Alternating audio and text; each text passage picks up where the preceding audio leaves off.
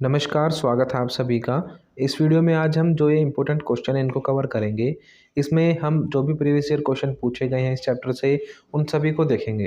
देखो इसमें हमारा पहला क्वेश्चन है, जनसंख्या का आकर्षीय घनत्व कायिक घनत्व से किस प्रकार भिन्न है। यानी कि हमें सिंपली ये पता होना चाहिए कि कायिक घनत्व क्या होता है।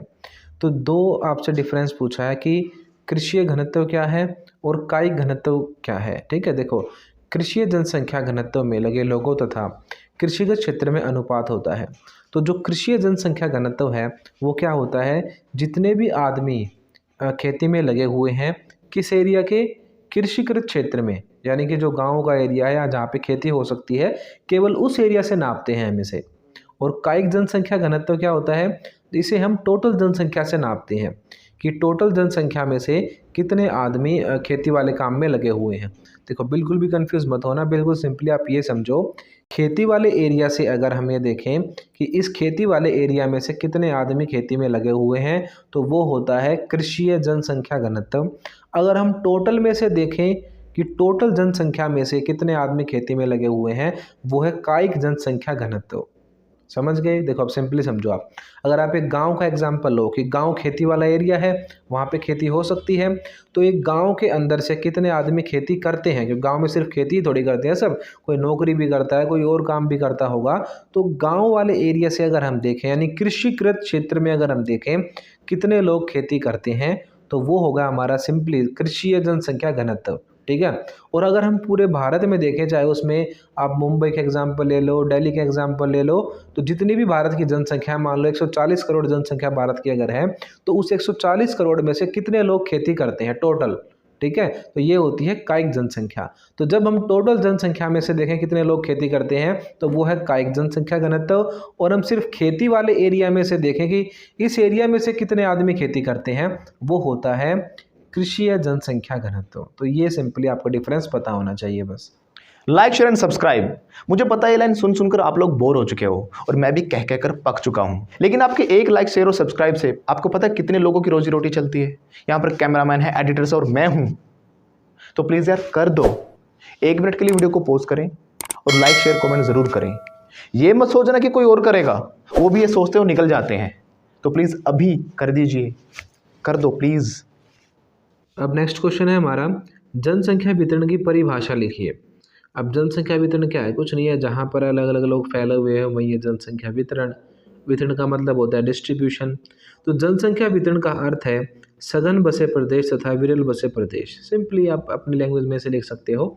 ये यहाँ पे लिख रहे हैं कि सघन बसे प्रदेश यानी कि ज़्यादा जहाँ पे लोग रहते हैं और कम जहाँ पर लोग रहते हैं। सिंपली यही होता है जनसंख्या वितरण। अगला है आर्थिक क्रियाएं किसे कहते हैं, तो वो सारे काम जिनसे हमें इनकम मिलती हो वो क्या है, आर्थिक क्रियाएं हैं। तो मानवीय क्रियाएं जो आय उत्पन्न करती हैं। देखो 1 नंबर में पूछे गए क्वेश्चन है तो आप ऐसे इनका आंसर कर सकते हो बिल्कुल सिंपल सी लाइन में कि जिनसे भी हमें इनकम हो जाए, आय हो जाए, वही क्या है, आर्थिक क्रियाएं हैं। अब देखो नेक्स्ट क्वेश्चन है, जनसंख्या घनत्व से क्या अभिप्राय है, इसकी गणना कैसे करते हैं। ये बहुत इंपॉर्टेंट क्वेश्चन है, कई बार आपसे ये क्वेश्चन पूछा गया है तो इसको अच्छे से देख लेना। है भी बहुत सिंपल, सभी को पता है, मैंने आपको जब चैप्टर पढ़ाया तब भी बताई थी ये बात कि जनसंख्या घनत्व का मतलब क्या है, किसी एक पर्टिकुलर एरिया में कितने आदमी रहते हैं वही है वहाँ का जनसंख्या घनत्व। जनसंख्या घनत्व भूमि तथा मानव में अनुपात है। अब वही सिंपल सी बात कि जमीन और आदमी, कितनी ज़मीन है कितने आदमी रहते हैं उनका रेशो है। अनुपात का मतलब रेशो है। तो भूमि और मानव यानी ज़मीन और आदमी में कितना डिफरेंस है उस बात का रेशो है ये। लोगों की संख्या और भूमि के क्षेत्रफल के बीच अनुपात को जनसंख्या घनत्व कहते हैं। ठीक है, लोगों की संख्या यानी लोग कितने लोग हैं और कितनी भूमि का क्षेत्रफल है, उस रेशो को कहते हैं हम जनसंख्या घनत्व। इसे प्रति वर्ग किलोमीटर में रहने वाले व्यक्तियों के रूप में मापा जाता है। आपको यहाँ पे ये बात ध्यान रखनी है कि 1 किलोमीटर एरिया में इसे नापा जाता है कि 1 किलोमीटर एरिया में कितने आदमी रहते हैं। ठीक है, अब इसका फॉर्मूला आपको पता होना चाहिए, ये आपसे निकालना भी दे सकते हैं आपके एग्जाम में और ऐसे भी पूछ सकते हैं कि सिंपली इसका फॉर्मूला बताओ। जनसंख्या घनत्व का फॉर्मूला है टोटल जनसंख्या जितनी है और टोटल एरिया जितना है, तो आपकी पॉपुलेशन डेंसिटी निकल जाएगी। ठीक है, जैसे कि मान लो 1 किलोमीटर एरिया में कितने आदमी रहते हैं, अगर 20 रहते हैं तो वो वहाँ की डेंसिटी है। ठीक है, तो आपको बस क्या कर देना है, टोटल जनसंख्या बटे में टोटल एरिया, कुल क्षेत्रफल और कुल जनसंख्या, दो चीज़ आपको डिवाइड कर देनी है। हमारा नेक्स्ट क्वेश्चन है, विश्व में जनसंख्या वितरण के प्रारूप का वर्णन करो। प्रारूप का मतलब है पैटर्न, किस पैटर्न में जनसंख्या जो है अलग अलग एरिया में फैली हुई है। तो विश्व में जनसंख्या वितरण के प्रारूप देखो। अब जनसंख्या के वितरण और घनत्व के प्रारूप हमें किसी क्षेत्र की जनसांख्यिकीय विशेषताओं को समझने में मदद करते हैं। जनसंख्या कैसे बटी हुई है, कहाँ पे कितनी डेंसिटी है, ये सारी चीज़ें हमें जनसंख्या की विशेषताओं यानी उनकी खूबियों के बारे में बताती हैं। जनसंख्या वितरण शब्द का अर्थ भूपृष्ठ पर लोग किस प्रकार वितरित हैं इस बात से लगाया जा सकता है, यानी कि जमीन पर कितने लोग कैसे बटे हुए हैं, ये होता है जनसंख्या वितरण। मोटे तौर पर विश्व की जनसंख्या का 90% इसके 10% स्थल भाग में निवास करता है, यानी कि केवल 10% एरिया में ही पूरी दुनिया के 90% लोग रहते हैं। बाकी एरिया खाली पड़ा हुआ है, या तो पहाड़ों की वजह से, जंगलों की वजह से, ठीक है, ठंड की वजह से या गर्मी की वजह से, किसी भी क्लाइमेटिक रीजन की वजह से, किसी भी नेचुरल रीजन की वजह से बाकी एरिया सारा खाली पड़ा हुआ है। ठीक है, केवल 10% ज़मीन ऐसी है जहाँ पर ज़्यादा लोग रहते हैं। विश्व में 10 सर्वाधिक आबाद देशों में विश्व की लगभग 60% जनसंख्या निवास करती है। इन 10 देशों में से 6 एशिया में अवस्थित हैं। दुनिया के लगभग 10 देशों में ही पूरी दुनिया की 60% जनसंख्या जो है वो रहती है। ठीक है, और अधिकतर देश ऐसे एशिया के हैं। ठीक है, एशिया में बहुत ज़्यादा जनसंख्या निवास करती है। चाइना और भारत का तो आपको पता ही है, यहाँ पे सबसे ज़्यादा जनसंख्या है। तो एशिया महाद्वीप में बहुत सारे देश ऐसे हैं जहाँ पे दुनिया की सबसे ज़्यादा जनसंख्या निवास करती है। आपको नीचे चार्ट दे रखा है, देख लो। इसमें चीन है सबसे ऊपर, फिर भारत है, फिर ये यूएसए है, संयुक्त राष्ट्र अमेरिका, ठीक है, फिर इंडोनेशिया, ये भी एशिया का देश है, फिर ब्राज़ील, ये अमेरिकन कंट्री है, साउथ अमेरिका में पड़ता है ब्राज़ील। पाकिस्तान, ये भी एशियन कंट्री है। CIS में भी बहुत सारी एशियन कंट्रीज़ हैं। ठीक है, बांग्लादेश भी एशियन है, फिर जापान भी, और नाइजीरिया अफ्रीकन कंट्री है। यहाँ पे सबसे ज़्यादा जनसंख्या पाई जाती है। ठीक है, आपको पता होना चाहिए कि कहाँ पे सबसे ज़्यादा जनसंख्या है। तो प्रेजेंट में सबसे ज़्यादा चाइना में है, 144 करोड़ वहाँ पे जनसंख्या हो चुकी है, और इंडिया में भी 140 करोड़ के आसपास जनसंख्या है। ठीक है, तो दोनों देशों में बहुत ज़्यादा जनसंख्या है। अब देखो नेक्स्ट क्वेश्चन, जनसंख्या वृद्धि से क्या अभिप्राय है, किसी क्षेत्र में इसके 3 प्रभाव बताओ। देखो वही मेन कंसेप्ट आ रहे हैं आपके बार बार, जो मैंने आपको चैप्टर में पढ़ाए थे कि जनसंख्या वृद्धि क्या है। ठीक है, उन्हीं बातों को आपसे बार बार पूछ रहे हैं, घुमा के देख लो। आप कितने बार आपसे प्रीवियस ईयर में क्वेश्चन पूछे गए हैं। तो आपको अगर चैप्टर वाले कंसेप्ट्स पता है ना, तो आप इनका आंसर अपने आप दे दोगे। अगर किसी बच्चे ने चैप्टर वाली वीडियोज़ नहीं देखी हैं तो उनको ज़रूर देख लो। ठीक है, अगर आपने वो देख ली तो आपको सारी चीज़ें समझ में आ जाएंगी और आप आराम से इनका आंसर कर सकते हो। अब इसका आंसर देखो, जनसंख्या वृद्धि से अभिप्राय किसी क्षेत्र में एक निश्चित समय में बसे हुए लोगों की संख्या में परिवर्तन से है। यानी जनसंख्या अगर बढ़ती है तो उसका मतलब क्या है, किसी एक पर्टिकुलर एरिया में लोगों की संख्या बढ़ना। तो यही ये कह रहे हैं कि एक निश्चित समय में, यानी एक पर्टिकुलर टाइम में, पर्टिकुलर एरिया में जब लोगों की जनसंख्या बढ़ती है तो वही क्या है, जनसंख्या वृद्धि है। यह परिवर्तन 2 प्रकार से होता है, धनात्मक और ऋणात्मक। तो जनसंख्या में 2 टाइप से परिवर्तन होता है भाई, एक होता है धनात्मक, एक होता है ऋणात्मक। अब धनात्मक क्या है, धनात्मक मतलब जब बढ़ती है जनसंख्या। ठीक है, जब बर्थ रेट हाई होती है उसे बोलते हैं धनात्मक, और जब डेथ रेट लो होती है उसे बोलते हैं ऋणात्मक। ठीक है, तो ये 2 टाइप से जनसंख्या बढ़ती है। जनसंख्या वृद्धि के प्रभाव पूछें, अब किस किस क्षेत्र में पड़ते हैं। पहला है आर्थिक विकास, इस पर भी प्रभाव पड़ता है। सामाजिक उत्थान, इस पर भी प्रभाव पड़ता है। सांस्कृतिक विकास, इस पर भी प्रभाव पड़ता है। तो इन तीनों एरिया में जनसंख्या वृद्धि से प्रभाव पड़ता है। शॉर्ट में आपसे पूछा गया था, इसीलिए हमने ज़्यादा एक्सप्लेन नहीं किया है, शॉर्ट में ही इसका आंसर दिया है। अब देखो नेक्स्ट क्वेश्चन है, अशोधित जन्म दर से क्या अभिप्राय है, इसके प्रभाव बताओ। वही बर्थ रेट क्या है, अशोधित लगा दें, आप सिंपली आपसे पूछें एक ही बात है, आप ज़्यादा इसमें टेंशन मत लेना। अशोधित जन्म दर पूछें या नॉर्मल जन्म दर पूछें, एक ही आंसर आपको देना है कि जितने बच्चे पैदा होते हैं टोटल 1000 में से कैलकुलेट करेंगे तो वही होती है क्या, बर्थ रेट। अशोधित जन्म दर को प्रति 1000 स्त्रियों द्वारा जन्म दिए गए जीवित बच्चों के रूप में व्यक्त किया जाता है कि 1000 बच्चे अगर पैदा हुए हैं उसमें से कितने बचे हैं, वही होती है जन्म दर। इसकी गणना इस प्रकार की जाती है, देखो क्या है इसके फॉर्मूला।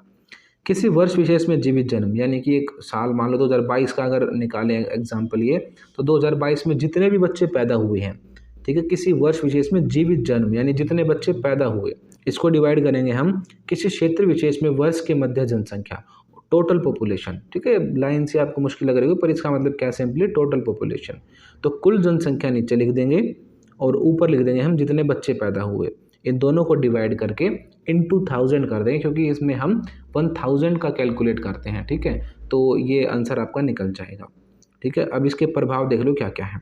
इससे जनसंख्या में परिवर्तन होता है। सिंपल सी बात है भाई, जितनी बर्थ रेट हाई होगी जनसंख्या बढ़ेगी, कम होगी तो कम हो जाएगी, तो जनसंख्या में तो प्रभाव पड़ेगा ही। तो फर्स्ट पॉइंट तो ये कह रहे हैं। दूसरा, यदि जन्म दर अधिक हो तो जनसंख्या वृद्धि दर धनात्मक होती है। अभी मैंने आपको बताया था ना, अगर बर्थ रेट हाई है तो कैसी जनसंख्या वृद्धि बोलते हैं उसे?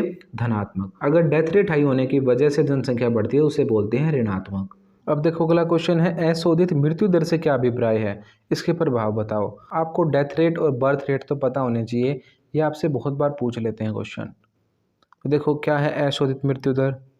अशोधित मृत्यु दर को किसी क्षेत्र विशेष में किसी वर्ष के दौरान प्रति हजार जनसंख्या के पीछे मृतकों की संख्या के रूप में अभिव्यक्त किया जाता है। सिंपली हजार में से कितने आदमी मरे भाई, ठीक है, वो क्या है? वो है हमारी डेथ रेट या मृत्यु दर। इसका फॉर्मूला देख लो, किसी वर्ष विशेष में मृतकों की संख्या उसके बटे में है उस वर्ष के मध्य में अनुमानित जनसंख्या, यानी टोटल जनसंख्या नीचे लिखनी है हमें, और कितने मरे वो ऊपर लिखना है हमें। मान लो अगर 100 आदमी मरे हैं तो 100 लिख दो, कितने में से, अगर 1000 में से मरे तो नीचे 1000 लिख दो, इनटू में 1000 करना ही आपको जैसे बर्थ रेट में करते हो। ठीक है, तो बिल्कुल सिंपल सी बात है, कितने आदमी मरे उसको ऊपर लिख देना, टोटल कितने थे उसको नीचे लिख देना, इनटू में 1000 कर देना। ऐसे ही बर्थ रेट में करना है, कितने बच्चे पैदा हुए उनको ऊपर लिख देना, टोटल जितनी जनसंख्या थी उसको लिख देना, इनटू में 1000 कर देना। ये सिंपल से हमारे दो फॉर्मूले थे, आपको डेथ रेट निकालनी हो चाहे आपको बर्थ रेट निकालनी हो। अब इसमें प्रभाव क्या बताया देख लो। मोटे तौर पर मृत्यु दर किसी क्षेत्र की जनांकीय संरचना, सामाजिक उन्नति और आर्थिक विकास के स्तर द्वारा प्रभावित होती है। अगर हम डेथ रेट की बात करें तो वो कैसे प्रभावित होती है, उस समाज कैसा समाज है, कितनी वहाँ पे डेवलपमेंट हुई है, ठीक है, वहाँ का आर्थिक विकास कैसा है, ये सारी चीज़ें किसी भी एरिया की डेथ रेट को डिफाइन करती है। ठीक है, अगर कंडीशंस अच्छी हैं तो डेथ रेट कम हो जाएगी, अगर कंडीशंस ख़राब हैं, बीमारी है, इलाज नहीं है प्रॉपर, ये सारी कमियां हैं बहुत सारी, तो उससे क्या होगा, जो डेथ रेट है वो बढ़ जाएगी। ठीक है, जनसंख्या कम होने लगेगी। मृत्यु दर अधिक होने पर जनसंख्या वृद्धि ऋणात्मक होती है, वही मैंने आपको पहले ही बताया था।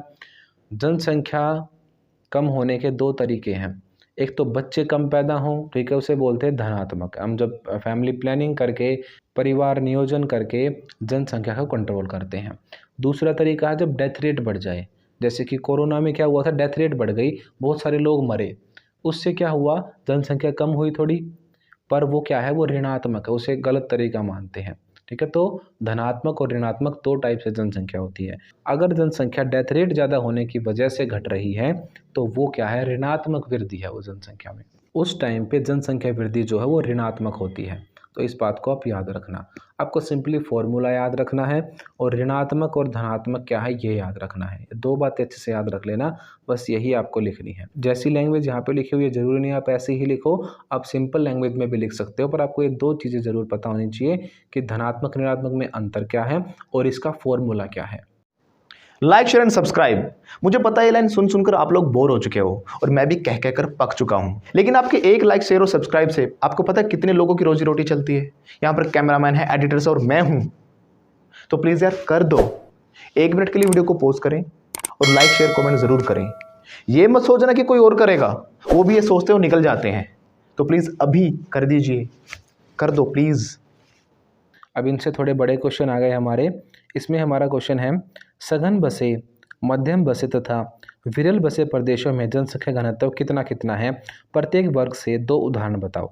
ये क्वेश्चन आपको अच्छे से पता होना चाहिए, कई बार आपके एग्जाम में पूछा भी गया है। इसमें मैंने आपको जब चैप्टर पढ़ाया था तब भी ये बातें बताई थी सारी, कि एक तो डेंस बसा हुआ एरिया यानी कि ज़्यादा लोग रहते हो जहाँ पे, एक मीडियम बसा हुआ, ठीक है, और एक बिल्कुल कम। विरल का मतलब है कम, ठीक है, तो सघन का मतलब बहुत ज़्यादा लोग रहते हो जहाँ पे, मध्यम आप सभी को पता है मीडियम, और विरल का मतलब है जहाँ पे कम लोग रहते हों। तो यहाँ पे पूछा कि यहाँ पे डेंसिटी कितनी कितनी है। अब देखो इसका आंसर, विश्व जनसंख्या का वितरण असमान है, कुछ प्रदेश अति सघन बसे हैं परंतु कुछ प्रदेश निर्जन हैं, यानी कहीं पर तो जनसंख्या बहुत ज़्यादा है, ज़्यादा डेंसली पॉपुलेटेड एरिया है, और कुछ एरिया बिल्कुल कम बसे हुए हैं, वहाँ पे लोग बहुत कम रहते हैं। फर्स्ट पॉइंट है सघन बसे प्रदेश, यानी कि बहुत ज़्यादा लोग रहते हो जहाँ पे। इन प्रदेशों में जनसंख्या घनत्व 200 व्यक्ति प्रति वर्ग किलोमीटर से अधिक है। ये डेटा आपको याद रखना है कि क्या क्राइटेरिया है कि इससे ज़्यादा अगर आदमी होंगे तो वो डेंसली पॉपुलेटेड होगा। अगर 1 किलोमीटर एरिया में 200 से ज़्यादा आदमी रहते हैं तो वो क्या है, डेंसली पॉपुलेटेड है, सघन बसा हुआ है। ये प्रदेश उत्तर पूर्वी संयुक्त राज्य यानी अमेरिका की उत्तर पूर्व वाली साइड में, उत्तर पश्चिमी यूरोप, नॉर्थ और वेस्ट वाला जो यूरोप है वहाँ पे, पूरे यूरोप में नहीं, ना ही पूरे अमेरिका में, सिर्फ एक पर्टिकुलर एरिया जो मैंने आपको मैप में भी दिखाया था, वहाँ पे जो है जनसंख्या ज़्यादा है। अब दक्षिण पूर्वी और पूर्वी एशिया यानी कि पूर्वी एशिया, इंडोनेशिया, मलेशिया, ये वाला एरिया, और दक्षिणी एरिया यानी कि जो भारत है यहाँ पे, तो भारत में और एशिया में बहुत ज़्यादा जनसंख्या है, तो डेंसली पॉपुलेटेड एरिया है ये। अब एशिया की भी अगर आप ऊपर वाली साइड देखो, जहाँ पे रशिया है, मंगोलिया है, वहाँ पे भी बहुत कम लोग रहते हैं, तो वो एरिया क्या है, डेंसली पॉपुलेटेड नहीं है। पर जो हमारे दक्षिण वाली साइड है एशिया की और दक्षिण पूर्वी, ये दोनों एरिया में जनसंख्या ज़्यादा है केवल। जहाँ पर भी 1 किलोमीटर स्क्वायर एरिया में 200 लोग या 200 से ज़्यादा लोग रहते हों, वो आएगा हमारा डेंसली पॉपुलेटेड एरिया। अब देखो मीडियम किसको मानते हैं ये। इन प्रदेशों में जनसंख्या घनत्व 11 से 50 व्यक्ति प्रति वर्ग किलोमीटर है, यानी 10 से 50 के बीच में अगर आदमी रहते हैं तो वो मीडियम पॉपुलेशन है। ये प्रदेश पश्चिमी चीन यानी चाइना में, दक्षिणी भारत यानी इंडिया के साउथ में, नॉर्वे, स्वीडन, ये कुछ देश हैं। तो आपको एग्जाम्पल्स याद रखने हैं इसमें। अगर आप एग्जाम्पल्स को अपने एग्जाम्स में लिखोगे तो उससे बहुत अच्छा इंप्रेशन पड़ेगा, ठीक है। आप सिंपली इनका आंसर तो अपनी लैंग्वेज में दे सकते हो, पर अगर आप एग्जाम्पल भी साथ में लिखोगे तो उससे आपका आंसर बहुत अच्छा हो जाएगा। तो आप क्या करना है, इन सभी एग्जाम्पल्स को याद रखना। मैंने जो चैप्टर पढ़ाते हुए भी बताए हैं आपको, उनको भी अच्छे से याद रखना, ठीक है। और जब क्वेश्चन आंसर्स में आ रहे हैं इनको भी याद रखना। आप देख लो यही क्वेश्चन आपसे पूछे जाते हैं बार बार, ठीक है। प्रीवियस ईयर क्वेश्चन है तो इम्पोर्टेंट बनते हैं आपके लिए। अब देख लो तीसरा है विरल जनसंख्या वाले प्रदेश। अब विरल जनसंख्या वाले कौन से हैं, जहाँ पे बहुत कम आदमी रहते हों, 1 से 10 आदमी के बीच में। जैसे भारत में आपने देखा होगा जो पहाड़ी एरिया है, बर्फ़ वाला एरिया होता है, तो वहाँ पे क्या है, बहुत कम लोग रहते हैं। तो इसमें क्या लिखा है, ये प्रदेश टुंड्रा, टुंड्रा वही ठंड वाले एरिया, उष्ण यानी जहाँ पे गर्मी हो, और शीत मरुस्थल तथा घने वन प्रदेश हैं। जहाँ पे बहुत घने जंगल है वहाँ पे भी लोग कम रहते हैं। जहाँ पे ठंडा कोल्ड डेजर्ट है, जैसे कि चाइना में भी है, इंडिया में लद्दाख वाली साइड में भी है, यहाँ पे भी लोग कम रहते हैं। उष्ण मतलब कि गर्म जो मरुस्थल है वहाँ पे भी लोग कम रहते हैं। टुंड्रा प्रदेश यानी कि ठंडे एरिया में भी लोग कम रहते हैं। तो इस तरीके से पूरी दुनिया में जनसंख्या बटी हुई है, कुछ एरिया में ज़्यादा, कुछ में मीडियम और कुछ में बहुत ही कम। अगर आपको ज्योग्राफी के हैंड रिटन नोट्स पीडीएफ चाहिए तो हमें इस नंबर पर व्हाट्सएप करें। आपको सिंपली इस पर 12th ज्योग्राफी नोट्स लिख के मैसेज सेंड करना है। आपको नोट्स बहुत ही नॉमिनल प्राइजेस पर मिल जाएंगे। अगर आप अदर सब्जेक्ट्स के भी चाहते हैं तो आपको 12th लिख के आगे वो सब्जेक्ट मेंशन करना है। जैसे आपको हिस्ट्री की चाहिए तो 12th हिस्ट्री नोट्स, पॉलिटिकल की चाहिए तो 12 पॉलिटिकल नोट्स लिख के मैसेज सेंड करना है। And other details you will get on WhatsApp. Thank you. Like, share and subscribe. मुझे पता है ये लाइन सुन सुनकर आप लोग बोर हो चुके हो और मैं भी कह कहकर पक चुका हूं, लेकिन आपके एक लाइक, शेयर और सब्सक्राइब से आपको पता है कितने लोगों की रोजी रोटी चलती है। यहाँ पर कैमरामैन है, एडिटर्स और मैं हूं, तो प्लीज़ यार कर दो। 1 मिनट के लिए वीडियो को पॉज करें और लाइक, शेयर, कमेंट जरूर करें। ये मत सोचना कि कोई और करेगा, वो भी ये सोचते हो निकल जाते हैं। तो प्लीज़ अभी कर दीजिए, कर दो प्लीज़।